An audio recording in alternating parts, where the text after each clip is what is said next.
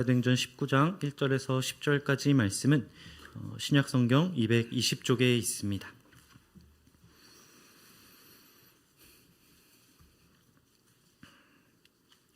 저희 말씀 한 절씩 돌아가면서 읽고 마지막 절 함께 읽도록 하겠습니다.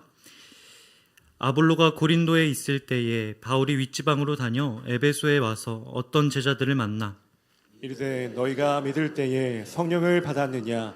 이르되 아니라 우리는 성령의 계심도 듣지 못하였노라. 바울이 이르되 그러면 너희가 무슨 세례를 받았느냐? 대답하되 요한의 세례니라. 바울이 이르되 요한이 회개의 세례를 베풀며 백성에게 말하되 내 뒤에 오시는 이를 믿으라 하였으니 이는 곧 예수라 하거늘. 그들이 듣고 주 예수의 이름으로 세례를 받으니 바울이 그들에게 안수하매 성령이 그들에게 임하심으로 방언도 하고 예언도 하니 모두 12사람쯤 되니라. 바울이 회당에 들어가 석 달 동안 담대히 하나님 나라에 관하여 강론하며 권면하되 어떤 사람들은 마음이 굳어 순종하지 않고 무리 앞에서 이 둘을 비방하거늘 바울이 그들을 떠나 제자들을 따로 세우고 두란노 서원에서 날마다 강론하니라. 두 해 동안 이같이 하니 아시아에 사는 자는 유대인이나 헬라인이나 다 주의 말씀을 듣더라. 아멘. 오늘 말씀은 바울이 에베소라는 도시에 도착해서 어떤 제자들을 만나는 이야기를 다루고 있습니다. 사도행전 19장 앞부분에 나오는 짧은 말씀인데요. 얼핏 보면 그냥 지나가는 말씀처럼 느껴지지만 그 안에는 우리가 고민해야 할 부분이 남겨져 있습니다. 이보다 앞선 이야기를 저희가 보시면 바울은 아볼로라는 사람을 세워서 자신의 사역을 맡깁니다. 그리고 자기에게 주어진 또 다른 길을 찾아 나서는 것을 보게 돼요. 바로 그렇게 해서 당도한 것이 바로 오늘 말씀의 에베소라는 지역입니다. 거기서 바울은 어떤 제자들을 만나게 돼요. 어떤 사람이 아닌 어떤 제자들입니다.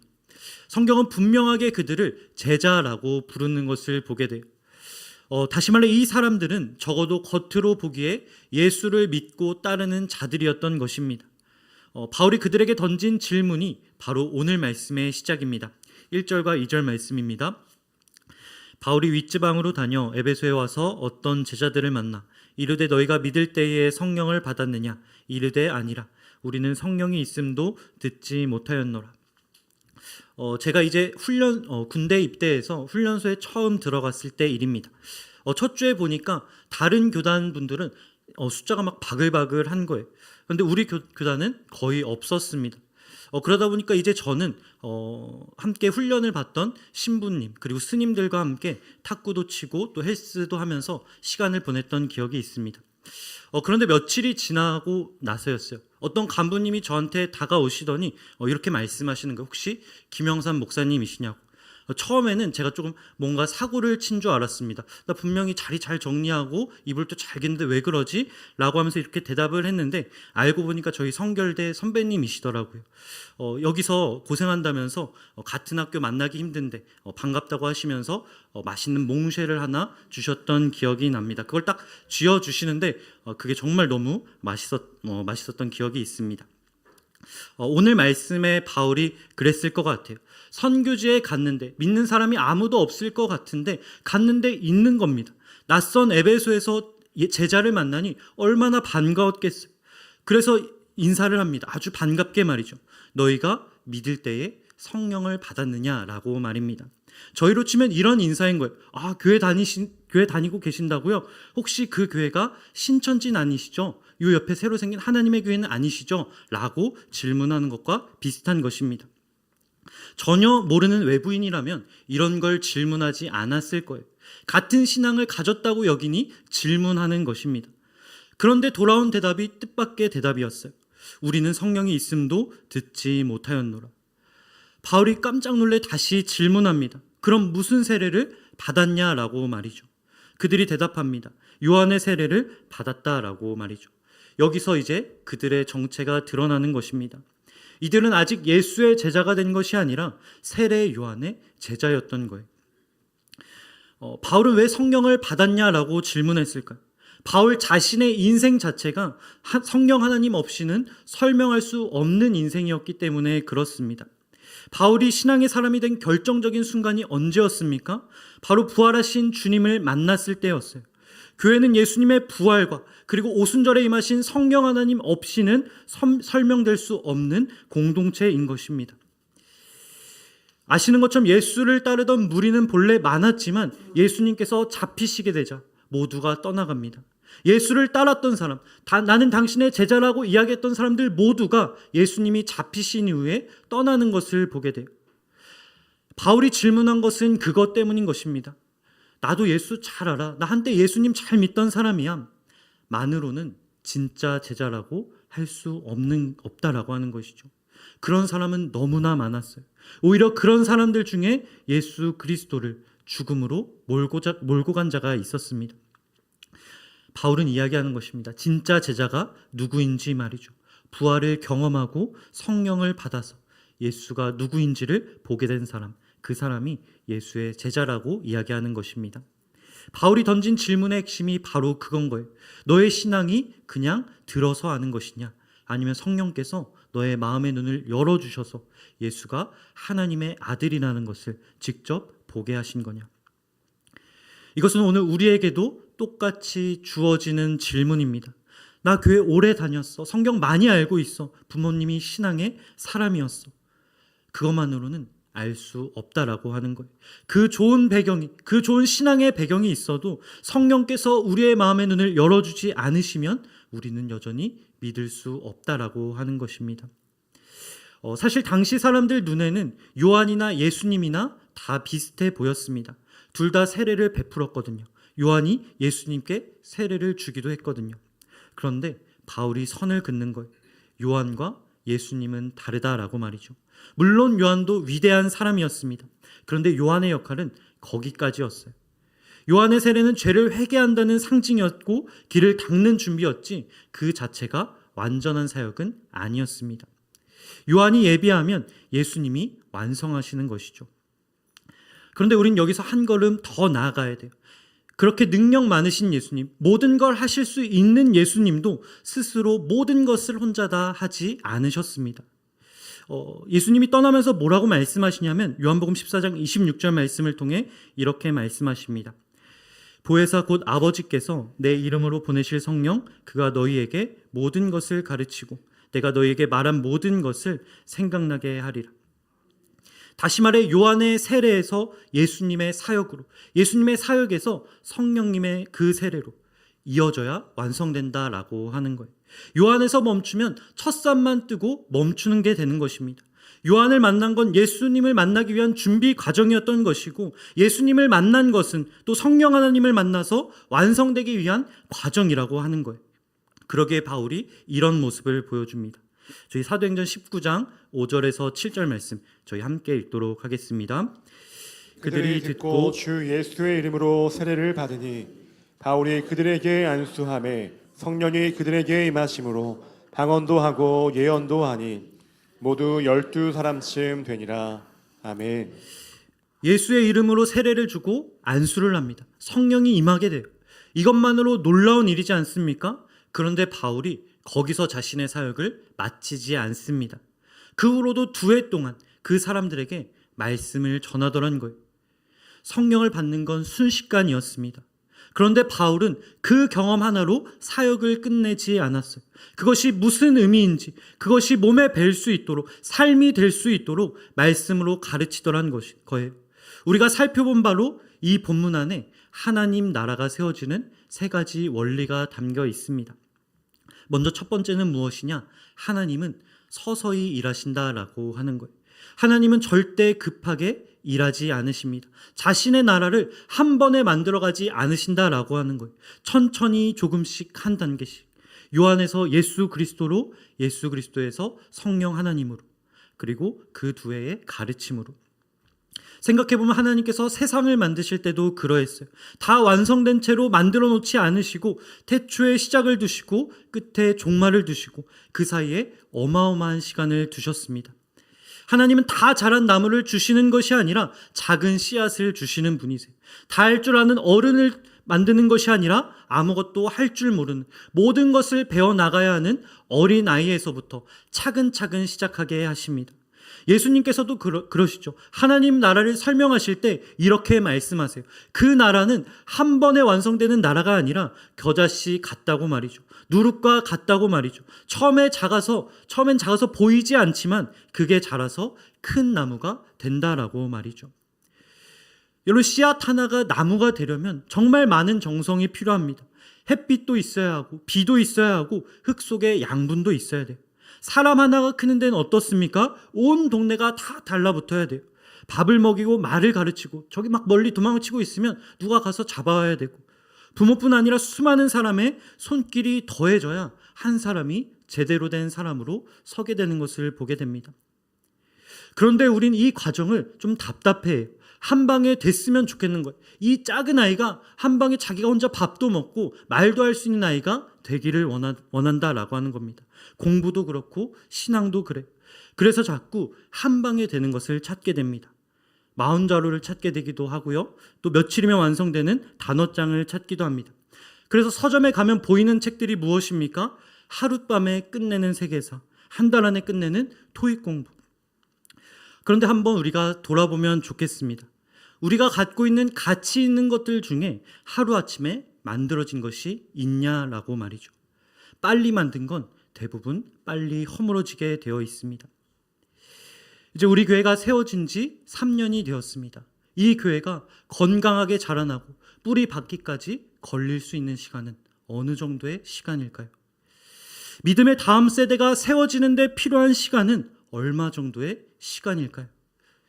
매 순간 우리는 최선을 다해야 할 것입니다. 바울이 그랬던 것처럼 말이죠. 예수님께서 목숨을 걸고 사역을 하셨던 것처럼 말이죠. 그러나 이 모든 일에 어마어마하게 오랜 시간이 걸린다는 건 역시 우리는 기억해야 되는 것입니다. 저희가 요한을 살펴보지 않았습니까? 그 대단한 세례 요한의 제자들 역시 모두 예수님께로 떠나갑니다. 사람들이 보기엔 실패한 사역처럼 보이는 거예요. 예수님의 제자들 역시 어떻습니까? 3년을 공들여 키워놨는데 결정적인 순간 다 떠나버리고 마는 것입니다. 능력 가득한 예수님이시지만 절대로 시간을 뛰어넘어서 일하지 않으셨다라고 하는 거예요. 힘을 다해 우리가 사역을 하는 것 너무나 중요합니다. 그러나 동시에 기다림이 없으면, 하나님께서 열매 맺기까지 우리가 기다리지 않는다라고 한다면 종교의 열매는 맺을 수 있어도 그들 가운데 신앙의 열매는 찾을 수 없다라고 하는 거예요. 바로 이것이 하나님 나라를 세워가는 첫 번째 원리인 것입니다. 그렇다면 오늘 말씀에 담긴 두 번째 원리는 무엇일까요? 바로 하나님은 혼자 일하지 않으신다라고 하는 거예요. 요한이 예비하고 예수님이 완성하십니다. 성령님이 일하시고 거기서 끝나는 것이 아니라 바울이 말씀을 가르치는 것을 보게 돼요. 하나님 혼자 다 하실 수 있을 것 같아요. 그게 더 나을 것 같습니다. 왜냐하면 하나님은 실수가 없으시니까요. 우리와 같이 더디 이루어지는 그런 것들이 없으니까요. 그런데 그러지 않으시더라는 거예요. 한 방에 모든 것이 이루어지면 하나님의 나라가 더욱더 잘 세워질 것 같은데 그러지 않으시더라는 것입니다. 실수 가득한 우리와 함께 그 나라를 만들어 가시더라는 거예요. 좌충우돌 많은 갈등을 겪게 되지만 그럼에도 불구하고 너희와 함께 일하고 싶다라고 말씀하시더라는 것이죠. 요한에겐 요한의 일을 맡겨주십니다. 그리고 끝내세요. 넌 거기까지야 라고 하면서 말이죠. 예수님에게도 예수님이 맡으실 수 있는 일까지만 맡기십니다. 성령에게는 성령님의 일이 있어요. 바울에게는 바울의 일을 맡기십니다. 각자의 역할이 있었던 거예요. 한 사람이 모든 것을 다 할 수 없었던 것입니다. 각자가 맡을 수 있는 역할이 있고 한계가 있고 서로가 서로를 도우면서 함께 만들어가는 것, 바로 그것이 하나님 나라라고 하는 것이죠. 하나님은 모든 사람을 바울로 만들지 않으셨어요. 모든 사람을 요한으로 만들지도 않으셨습니다. 모든 사람을 예수님으로 만들지도 성령님으로 만들지도 않으셨다라고 하는 거예요. 그런데 우리는 자꾸 무엇을 하냐? 비교를 해요. 빨리 결과를 내고 싶은 마음에 모두가 바울이 되기를 바랍니다. 모두가 성령 하나님이 되길 바라요. 모두가 예수 그리스도처럼 그렇게 사역하기를 바라는 마음이 때로 우리 가운데 있는 것을 보게 됩니다. 왜 그렇습니까? 빨리 하나님의 나라가 기다림 없이 이루어지길 바라는 조급한 마음 때문에 말이죠. 하나님은 단 한 번도 1달란트 가진 사람과 5달란트 가진 사람을 비교하신 적이 없으십니다. 5달란트 받은 사람에게는 5달란트만큼만 했는지만 질문하세요. 1달란트 받은 사람에게는 1달란트까지만 했는지 질문하십니다. 1달란트 가진 사람에게 왜 5달란트 가진 사람만큼 못하냐고 말씀하지 않으시더란 것이죠. 우리가 계속해서 보고 있는 새벽에 통해 보고 있는 고린도전서의 말씀이 바로 그런 말씀을 담고 있습니다. 내가 못하는 일을 저 사람이 해주는 걸 감사해야 하는 것, 저 사람이 못하는 일을 내가 묵묵히 채워주는 것, 바로 그것이 하나님 나라라고 성경은 우리에게 이야기하고 있는 거예요. 바로 이것이 하나님 나라가 이루어지는 두 번째 원리인 것입니다. 함께 만들어가는 것, 부족한 이들이 함께 모여 주의 나라를 만들어가는 것, 모든 것에 출중한 자들이 만들어가는 것이 아니라 우리가 함께 모여 성실하게 그 나라를 만들어가는 것, 그것이 하나님의 나라를 만들어가는 두 번째 원리인 것입니다. 세 번째를 볼까요? 세 번째는 무엇이냐? 바로 포기하지 않는 거예요. 하나님의 나라는 포기하지 않는 자들에 의해 만들어집니다. 다시 한번 바울을 볼까요? 안수에서 성령을 받게 합니다. 방언도 하고 예언도 해요. 우리 교회 가운데 당장 그런 일이 일어난다면 얼마나 놀랍겠습니까? 만약 제가 그런 일을 한다, 그러면 이제 뭔가 내 역할이 끝났다라고 생각을 할 수도 있는 거예요. 여러분, 그런데 바울은 그러지 않습니다. 그 자리에 눌러 앉아요. 회당에서 석 달을 보냅니다. 그리고 두란노 서원에서 2해를 보내는 것을 보게 됩니다. 여러분, 그런데 우리가 주목해야 할 게 있어요. 바울이 머문 것은 바울에 대한 반응이 좋아서 머문 것이 아니었던 것입니다. 제가 8절부터 10절 말씀 다시 한번 읽어드리겠습니다.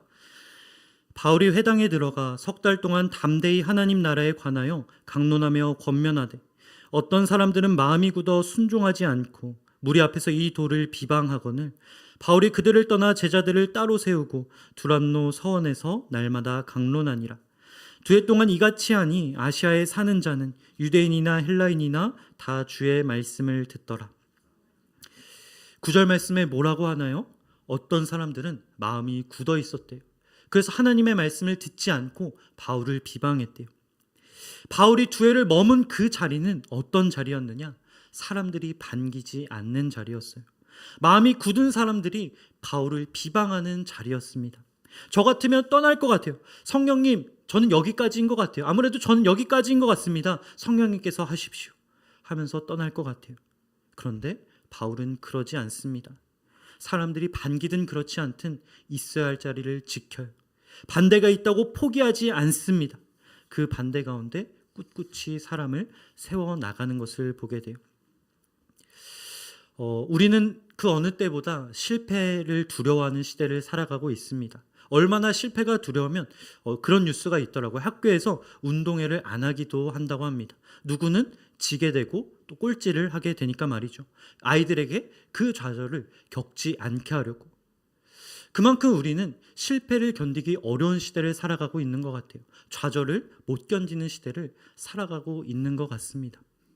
여러분, 그런데 교회 사역을 하다 보면, 성경을 읽다 보면 가장 많이 만나게 되는 사건들은 어떤 사건입니까? 바로 실패하는 사건들이.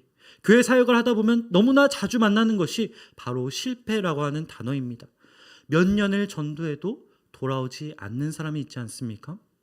정성껏 양육했는데 발길을 끊어버리는 청년이 있지 않습니까? 이런 일을 겪다 보면 나도 모르게 마음이 다치게 돼요. 더 이상 기대하지 않게 됩니다. 이런 생각을 하게 돼요. 내가 뭐 하고 있는 거지? 정말로 복음의 능력이 있는 건가? 여러분, 그럼에도 불구하고 그 많은 실패, 그로 인해 좌절하고 절망하고 포기한 나의 모습에도 불구하고 지금까지 복음이 선포되고 있는 이유는 무엇일까요? 지금까지 이 교회가 이렇게 유지되고 믿지 않는 자들이 돌아오는 이유는 무엇일까요? 그럼에도 포기하지 않고 영혼을 붙들고 전도하고 있는 그 권사님 때문인 거예요. 안 될 것 같은데도 새벽마다 포기하지 않고 기도하고 있는 그 집사님, 장로님 때문인 겁니다. 반응 없는 아이들을 포기하지 않고 안아주는 우리 부장님, 함께 놀아주는 그 선생님들 때문인 거예요. 비방을 받으면서도 에베소를 떠나지 않자 하나님 나라가 세워졌다고 성경은 이야기하고 있습니다. 포기하지 않는 한 사람이 있는 그곳에 하나님의 나라가 세워지더라는 거예요. 저 역시 그렇습니다. 저 역시 포기하지 않은 그 은혜를 입은 사람인 것 같아요. 몇 해 전 살짝 심적으로 무너졌던 때가 있습니다. 계속해서 위축되는 것 같은 거예요. 점점 작아지는 것 같은 겁니다. 스스로 보기에 제 스스로가 별로인 것처럼 느껴질 때가 있었습니다. 그런데 감사하게도 계속해서 저를 포기하지 않는 주변 사람들이 있었어요. 만약 저라고 한다면 그래 너 알아서 해라, 너 그렇게 계속 거칠게 나올 거면 너 알아서 해 라고 할 것 같은데 계속해서 괜찮다고 해주는 친구들이 있는 겁니다. 묵상을 보내주고 밥 한 끼 먹자고 손 내밀어주는 사람들이 있는 거예요. 네, 그런 사람들이 있었습니다. 네. 근데 그 당시에는 이런 생각이 드는 거예요. 그런 섬김을 받고 있음에도 불구하고 이런 생각이 들었습니다. 이런다고 해서 내가 바뀔까? 내 마음은 계속 거친 것 같은데 이런 사랑이 정말 나를 바꿀 수 있을까? 라는 생각이 들던 때가 있었습니다. 그런데 계속해서 포기하지 않고는 그 연락, 같이 밥 먹자고 하는 그 제안이 조금씩 저를 바꾸어 갔던 것 같아요. 조금씩 다시 일어나게 했던 것 같습니다. 저와 여러분에게 하나님께서 그런 능력을 주셨어요. 포기하지 않고 누군가에게 다가갈 때 그 사람을 일으킬 수 있는 능력을 우리에게 주셨습니다. 사람을 세우는 일, 한 사람을 살릴 수 있는 힘. 그러니 바울과 같이 우리가 포기하지 않았으면 좋겠어요. 복음으로 한 사람을 세우는 일을 포기하지 않으셨으면 좋겠습니다. 복음으로 이 교회를 세워나가고 나를 세워나가는 그 일을 포기하지 않으셨으면 좋겠어요. 선을 행하되 절대 낙심하지 않으셨으면 좋겠습니다. 왜냐하면 그 일을 완성해 가시는 그분이 계시기 때문에 그렇습니다. 말씀을 맺도록 하겠습니다. 오늘 우리가 본 이 바울이라고 하는 사람은요, 한 방에 교회를 세운 사람이 아니었어요. 성경을 이만큼 쓴 사람이잖아요. 그러면 정말 순식간에 막 사람들 데려오고 수십 명 데려오고 교회를 금방금방 세울 것 같았는데 그러지 않았다라고 하는 거예요. 서서히 사람들과 함께 근성으로 교회를 세워나간 사람이었습니다. 이제 곧 다음 세대의 여름 사역이 우리 가운데 시작됩니다. 수련회로, 여름 성경학교로, 또 단기 선교로 말이죠. 어떻게 하면 우리 다음 세대들에게 이 시냇가 에셀나무 교회를 에베소 교회처럼 하나님의 나라로 만들어줘서 그들에게 물려줄 수 있을까요? 서서히의 믿음으로 만들어갈 수 있는 것입니다. 믿음은 결코 순식간에 만들어지지 않아요. 한 번의 수련회 매우 중요합니다. 잘 준비해야 합니다. 그러나 그 이상의 더 많은 기다림의 시간이 우리 가운데 있어야 된다라고 하는 거예요. 최선을 다해 그들에게 물을 주고 돌아보되 그 나무를 막 잡아당기면 안 되는 것입니다. 그 기다림이 우리에게 있었으면 좋겠어요. 둘째, 함께 만들어 가야 합니다. 하나님도 하나님의 일을 혼자 하지 않으셨어요. 그 전능하신 하나님도 사람들과 함께 일을 해 나가셨습니다. 예수님도 성령님도 혼자 하지 않으셨어요. 한 아이를 키우는데 필요한 것은 누군가의 손길이 아닌 것입니다. 선생님들이 알아서 하겠지, 부장님들이 알아서 하겠지가 아니다라고 하는 거예요. 우리 모두의 손이 한 아이에게 그 도움의 손길이 나아갈 때에 그 아이가 완성될 수 있다라고 하는 것입니다. 우리의 기도로, 우리의 섬김으로, 우리의 사랑으로 한 아이를 위한 그 모든 자리가 채워질 때 비로소 그 아이가 완성된다라고 하는 거예요. 세 번째, 포기하지 않는 것입니다. 정성을 쏟았음에도 불구하고 떠나는 아이들을 우리가 보게 됩니다. 그러다 보면 이런 생각이 들어요. 이게 다 무슨 소용이지? 내가 그동안 쏟은 그 공은 어디 가는 거지? 그런데 기억하면 좋겠어요. 하나님은 단 한 번도 우리를 포기한 적이 없다는 사실을 말입니다. 우리의 마음이 저 멀리 있을 때에도 우리를 붙드시고 끝까지 기다리시고 이 자리로 앉게 하신 그 하나님의 사랑, 그 하나님의 사랑을 기억하면 좋겠어요. 그 하나님의 사랑과 같이 우리도 기다리길 소망합니다. 아이들이 더디 잘한다 할지라도 기다려주면 좋겠어요. 각자의 자리에서 손을 모았으면 좋겠습니다. 안 될 것 같을 때에도 어리석을 정도로 포기하지 않고 아이들의 곁을 지켜주는 저와 여러분들에게 간절히 소망합니다. 그렇게 바울과 같이 다음 세대를 위한 하나님의 나라를 이곳 가운데 만들어 나갈 때 놀라운 주의 나라가 우리 시냇가 에셀나무 교회 가운데 일어나게 될 줄 믿습니다. 함께 찬양하시겠습니다.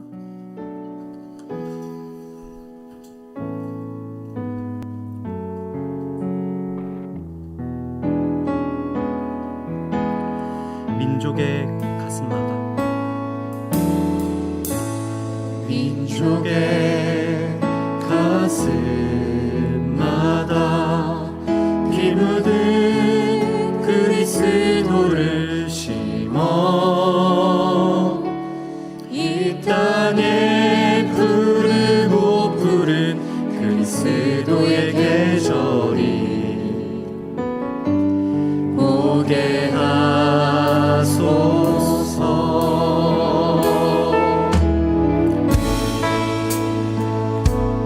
하나님의 나라가 이루어지게 하옵소서. 모든 사람의 마음과 교회와 가정에도 하나님 나라가 임하게 함께 찬양하겠습니다. 주의 청년들이 예수의 꿈을 꾸고 인류 구원의 환상을 보게 하소서. 한 손엔 복을 들고 한 손엔 사랑을 들고 온 땅 구성 누비는 나라 되게 하소서. 시간 다시 찬양하겠습니다. 민족의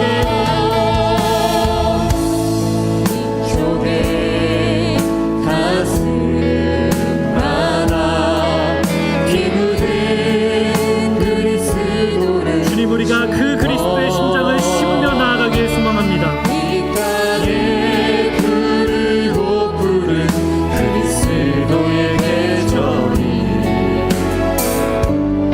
오게 하소서. 이 땅에 하나님의 나라가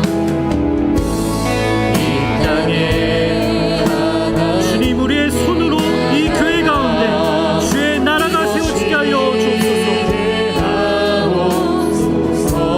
모든 사람의 마음과 우리가 믿음을 가지고 나아가길 소망합니다.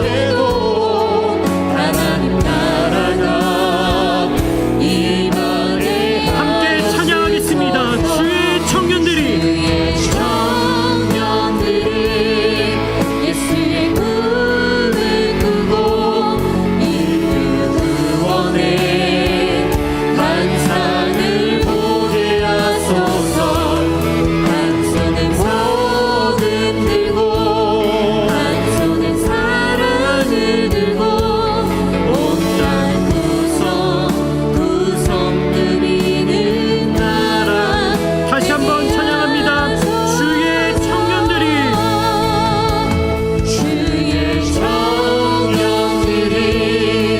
예수의 꿈을 꾸고 인류 구원의 환상을 보게 하소서. 한 손에 복을 들고 한 손에 사랑을 들고 온 땅 구성 누리는 나라 되게 하소서. 시간 함께 기도하실 때 단 한 번도 우리를 포기하지 않으신 주님, 그 은혜가 우리를 여기까지 이끌어왔음을 이 시간 고백하며 나아갑니다. 이 시간 그 은혜로 우리를 다시 한번 일으켜 주셔서 우리 가운데 인내와 섬김과 포기하지 않는 믿음이 회복되게 하여 주옵소서. 우리가 서로를 기다리고 섬기며 포기하지 않는 믿음으로 나아가길 소망합니다. 그렇게 나아갈 때에 이곳 시냇가의 셀라모교회 가운데 주의 나라가 이루어지게 하여 주옵소서. 이 시간 우리 함께 주의 이름 부르며 간절히 기도의 자리로 나아가겠습니다. 주여,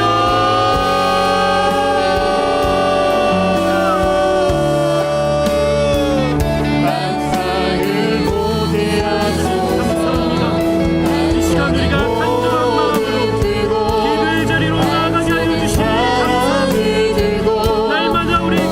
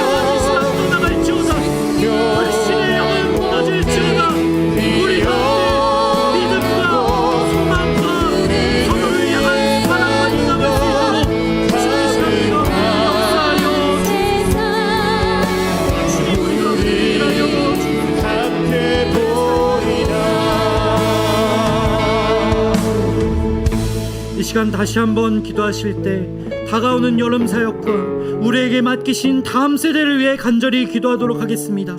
주님이 곧 시작되는 수련회와 여름 성경학교와 단기 선교를 통하여서 우리의 다음 세대 가운데 믿음의 씨앗이 심겨지게 하여 주옵소서. 아멘. 더욱더 많은 다음 세대가 우리와 함께 예배할 수 있게 하여 주옵시고, 아멘. 준비하는 손길 가운데 주의 성령의 기름을 부어 주옵시고 능력을 더하여 주사 수많은 다음 세대가 이곳 시냇가의 셀라모 교회를 통하여서 주님께 돌아오는 환상을 우리가 볼 수 있게 하여 주옵소서. 이 시간 우리 함께 주의 이름 부르며 기도의 자리로 나아가도록 하겠습니다. 주여,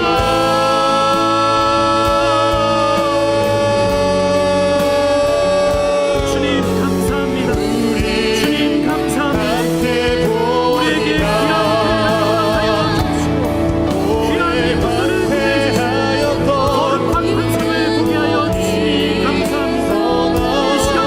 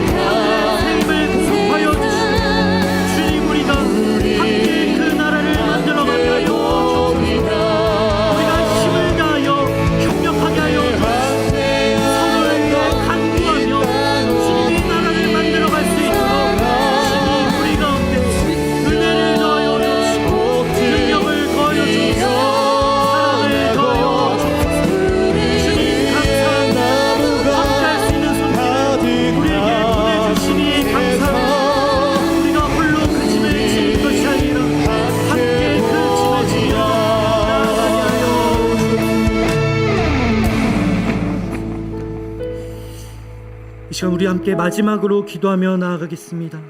우리의 기도에 귀 기울여 주시는 주님, 이 시간 우리의 기도의 제목을 가지고 주님 앞에 나아갑니다.